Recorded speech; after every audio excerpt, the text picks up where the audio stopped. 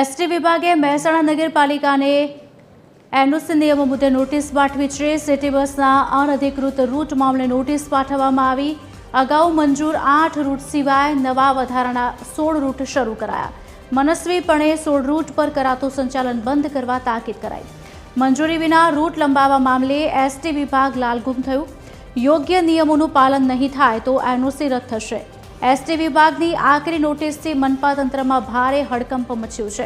બીજી તરફ એનઓસીને લઈને કોઈ વિવાદ નહીં હોવાનો મનપાના ડેપ્યુટી કમિશનરે દાવો કર્યો છે।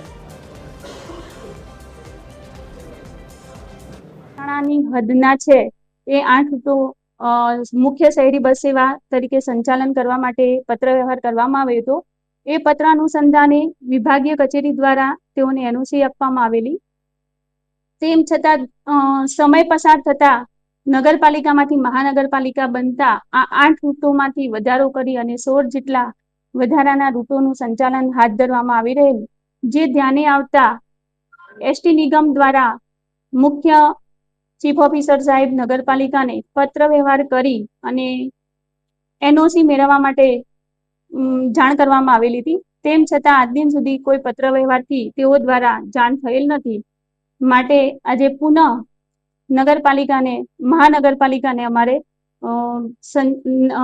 એનઓસી માટે પત્ર વ્યવહાર કરવામાં એવા મેસેજ ફરી રહ્યા છે કે કોઈ લોકોએ પરમિશન લીધી છે કે કેમ લીધી છે કે કેમ અલગ અલગ ન્યૂઝ ચેનલોના માધ્યમોથી પણ મને કોલ આવી રહ્યા છે।